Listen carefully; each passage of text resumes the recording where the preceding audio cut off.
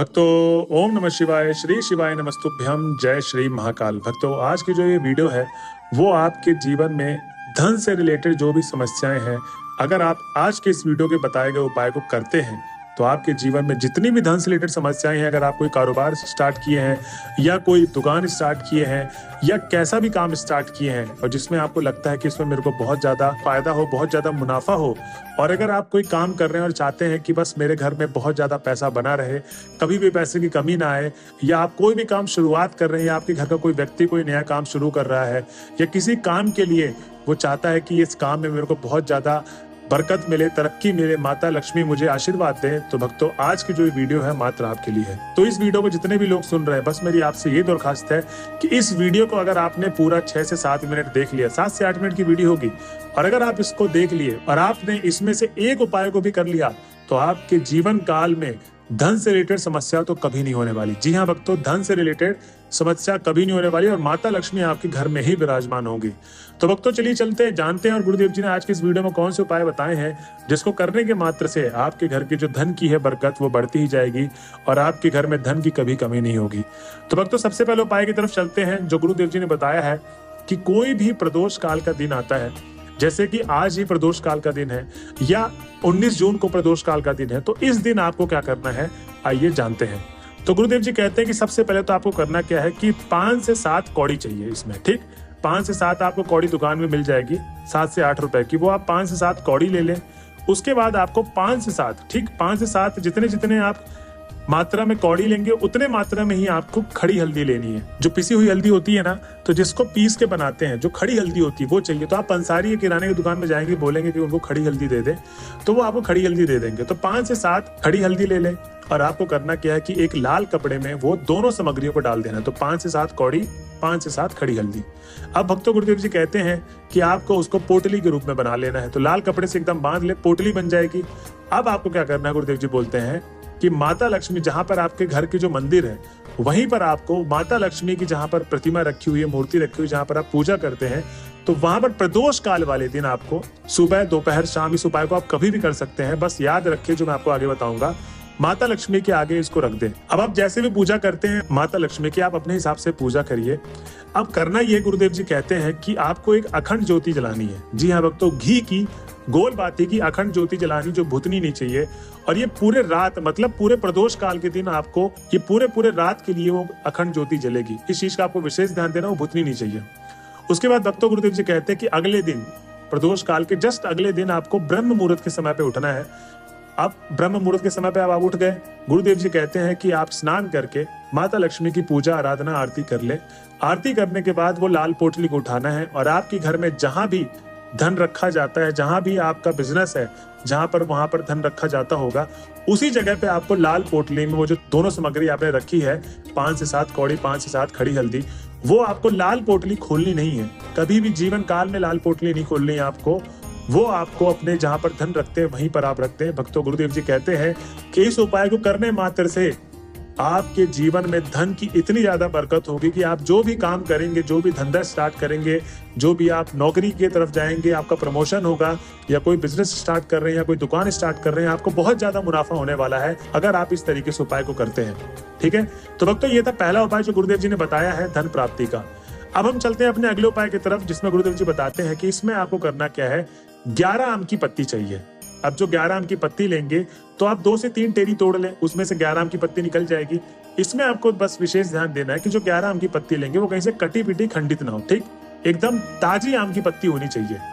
अब आपको क्या करना है, उसको घर ला लें और 11 आम की पत्ती को करना यह है कि एक के ऊपर एक के ऊपर एक के ऊपर रख के बंडल बना ले। जैसे बंडल बनते हैं ना लाइन वाइज, ऐसे ही आपको बंडल बना लेना। जब आप 11 आम की पत्ती को एक के ऊपर रख के उसको करना यह है कि कच्चे सूत से, कच्चे धागा जो होता है ना, कच्चा सूत, उसी से आपको बांध लेना है और इस तरीके से बांध लें जिससे वो छूटे ना। अब गुरुदेव जी बोलते हैं कि आपको एक शहद की डिब्बी चाहिए, जो आप मंदिर परिसर में, घर के मंदिर परिसर में यूज करते हैं। शहद की डिब्बी ले लें, छोटी सी डिब्बी ले लें, ज्यादा शहद की जरूरत नहीं है, मात्र और थोड़ा सा शहद की जरूरत है इसमें, ठीक। थोड़ा सा शहद ले लें और आपको 1 लोटा जल लेना है, तांबे के लोटे में जल भरना है और घर से जल भर के लेके जाना है। मंदिर परिसर से आपको जल नहीं भरना है, ठीक? क्योंकि ज्यादातर भक्त गलती यही करते हैं कि वो जल्दीबाजी में मंदिर परिसर से जल भर लेते हैं। ये आपको नहीं करना है, आपको घर से ही जल भर के लेके जाना है, अपने घर से। अब गुरुदेव जी कहते हैं कि आपने ये तीनों चीजें कर ली। अब ये तीनों चीजें आपको ये उपाय कब करना है? किसी भी सोमवार वाले दिन, जो भी अगला सोमवार आएगा, जब भी आप इस वीडियो को देख रहे हैं, उसी सोमवार दिन आपको ये उपाय कर लेना है। तो गुरुदेव जी कहते हैं कि सबसे पहले तो आप महादेव के मंदिर में जब जाएंगे तो 7 से 10 मिनट भगवान भोले बाबा की आराधना कर ले। आराधना करने के पश्चात ही आपको उपाय शुरू करना है। इस चीज का आपको विशेष ध्यान दे रहा है। अब ये आराधना करने के पश्चात ही उपाय शुरू करना है, ये मैं आपको लास्ट में बताऊंगा क्यों करना होता है। ये बहुत ही ज्यादा इंपॉर्टेंट पॉइंट है, लेकिन इसको हम लोग एकदम अंत में जानेंगे। पहले हम लोग एकदम पूरे उपाय को समझ लेते हैं, जिससे आप कंफ्यूज ना हो, ठीक? अब गुरुदेव जी बोलते हैं कि जब आपने आराधना कर ली तो सबसे पहले तो आपको करना क्या है कि उत्तर दिशा की तरफ मुख कर ले और शिवलिंग के सामने आपको खड़े हो जाना है। और जो एक लोटा जल तांबे के लोटे में लेकर गए थे घर से भरकर, वो पूरा का पूरा 1 लोटा जल समर्पित करना है। और जो आप जल अर्पित करने का तरीका होता है वो एक मिनान धीरे धीरे, न ज्यादा तेज से कर रहे हैं, न ज्यादा धीरे धीरे की बूंद बूंद जल अर्पित कर रहे हैं। एक जैसे समान धारा में नदी बह रही होती है, ठीक? एक ही समान धारा में आपको 1 लोटा जल पूरा अर्पित करना है, न ज्यादा तेज न ज्यादा धीरे। और श्री शिवाय नमस्तुभ्यम का निरंतर जाप करते रहना। किनका? श्री शिवाय नमस्तुभ्यम, ऐसे आपको बोलते बोलते पूरा का पूरा जल अर्पित कर देना है। अब गुरुदेव जी कहते हैं कि जो 11 आम की पत्ती को आप लेकर गए हैं, उसको करना यह है कि थोड़ा सा डिब्बी में शहद निकाल लें। अब आपने देखा होगा कि जो 11 आम की पत्ती जहां से टेरी से जुड़ा हुआ भाग होता है, जहां से टेरी से आपने तोड़ा था, तो वो लकड़ी वाला भाग, एक पत्ते का एंड होता है जहां पर पत्ता खत्म हो रहा होता है, और पत्ते का जो शुरुआती भाग होता है जो टेरी से कनेक्ट होता है, जहां से तोड़ा है आपने, उसी वाले भाग को, ठीक, मात्र उसी भाग को, पूरे आम के पत्ते को नहीं, सिर्फ और सिर्फ उसी भाग को जहां से टेरी जुड़ी हुई होती है, वो आपको 11 के 11 आम के पत्तों को शहद में भिगो लेना है उसी वाले भाग की तरफ से। और आपको माता अशोक सुंदरी के स्थान पे अब रखना है। अब भक्तों, जब आप माता अशोक सुंदरी के स्थान पे रखेंगे तो आपको वहां से अपना हाथ नहीं हटाना है, वहीं पर रखे रहने थे। अब आपको जो भी कोई कारोबार स्टार्ट कर रहा है, आपके पति या आपका बच्चा कोई भी स्टार्ट कर रहा है, उसका नाम और गोत्र बोले। और आप कोई काम स्टार्ट कर रहे हैं, मतलब जो भी व्यक्ति इस उपाय को करेगा, तो अगर आप किसी के लिए कर रहे हैं तो आप उस व्यक्ति के नाम और गोत्र बोलेंगे। अगर आप अपने लिए कर रहे हैं तो आप अपना नाम और गोत्र बोलेंगे। और ऐसे ही बोल के आपको अपनी मनोकामना बोल देनी है। और धन प्राप्ति से रिलेटेड जो भी आपकी मनोकामना है वो सारी की सारी बोल के आपको घर की तरफ चले जाना है। भक्तों, गुरुदेव जी कहते हैं कि जो माता अशोक सुंदरी है वो महादेव की सबसे छोटी पुत्री है और महादेव उनको सबसे ज्यादा प्रेम करते हैं। तो अगर आप माता अशोक सुंदरी के लिए ये उपाय करते हैं तो आपकी महादेव जो भी मनोकामना है धन से रिलेटेड, वो महादेव आपकी मनोकामना अवश्य पूर्ण करेंगे। और आपके जीवन काल में धन से रिलेटेड हमेशा बरकत बनी रहेगी, आपका बिजनेस दौड़ पड़ेगा और आपको कभी भी कोई भी घाटा ऐसा नहीं होगा जिससे आप बैंक करप्ट हो जाए। तो भक्तों, ये थी आज की वीडियो। अब मैं आपको बताना चाहूंगा कि 7 से 10 मिनट भगवान भोले बाबा की आराधना करने के लिए क्यों बोला है, जिसके बाद ही आपको उपाय करना है। इसमें गुरुदेव जी बोलते हैं कि ज्यादातर भक्त गलती क्या करते हैं, जाते ही उपाय को शुरू करते हैं, और वो बहुत गलत तरीका है। क्योंकि जब आप जल्दीबाजी में उपाय करते हैं तो क्या पता आपका मन शांत है या अशांत है, कितने मन में विचार चल रहे हैं, क्या विचार चल रहे हैं, ठीक उसी मन से आप जाके उपाय करते हैं और इसीलिए जो आपकी मनोकामना पूर्ण नहीं होती। तो गुरुदेव जी कहते हैं कि अगर आप हमारे उपाय को सुन रहे हैं तो मेरा भी ये कर्तव्य है कि आपकी मनोकामना पूर्ण हो।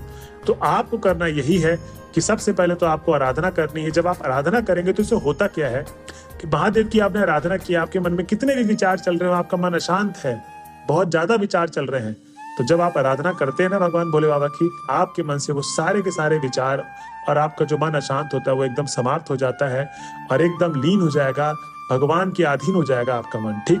और जो भी आप सच्चे दिल से भगवान भोले बाबा से प्रार्थना करेंगे वो सच्चे दिल से भगवान तक पहुंचेगी और भोले बाबा आपकी मनोकामना अवश्य पूर्ण करेंगे। तो भक्तों, ये था कारण 7 से 10 मिनट आराधना करने के बाद ही उपाय करना है। इस तरीके से आप उपाय करें।